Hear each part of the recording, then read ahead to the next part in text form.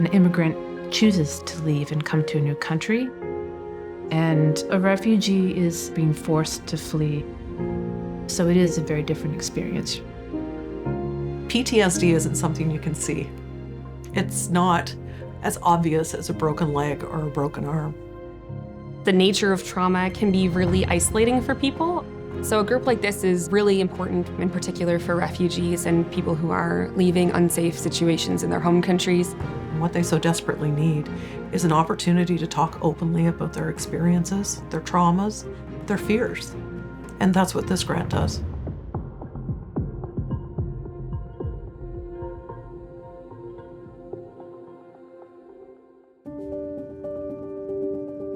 So the New to Nova Scotia Resilience Support Grant started right here at the Mental Health Foundation of Nova Scotia, and it's designed to help refugees who are arriving in Nova Scotia who are struggling with PTSD. So it's a trauma-based therapy. All of the participants in our group are coming from countries that are at war or in conflict.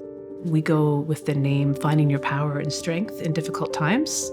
And this group provides a safe space for people to start to rebuild.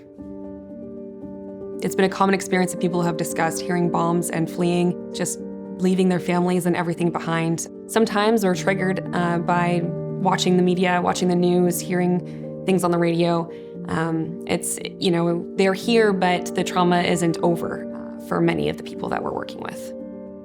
They've shown great resilience in getting to this point, and we need to remember that this is just a step in the journey. What we're providing with this grant is another layer of strength for refugees. About 50% of them are Ukrainian, and the other 50% are from Afghanistan.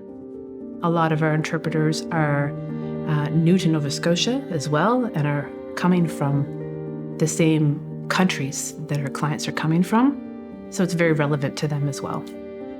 Group therapy is often best for refugees when they're arriving because it allows them to share their experiences with each other. Talking to someone else who's been through that and understands, and knowing that when they're listening to you, they're really listening and they get it, I don't think there's anything more powerful than that. So it started as an idea back in June, has now grown into a program that is saving lives, really.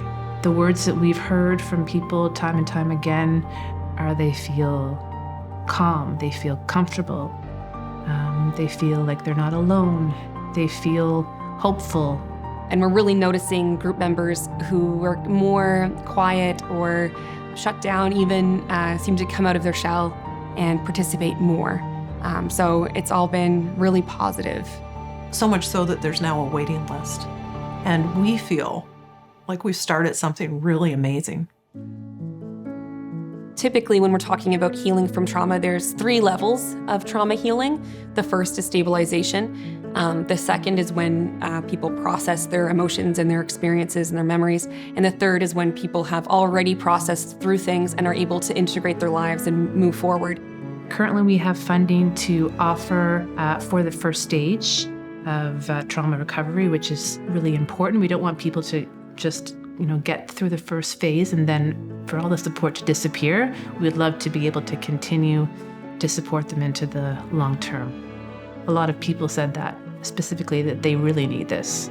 So more funding and more support could really help people to move through these phases of trauma recovery. By helping refugees, we're helping our own communities. We're making them stronger. We're making them more resilient. And that's something that we need to make a commitment to continue doing moving forward. We're seeing, record numbers now of refugees worldwide, and that is likely going to continue to increase. So it's very relevant now, but it will be relevant tomorrow, and it'll be relevant 10 years from now.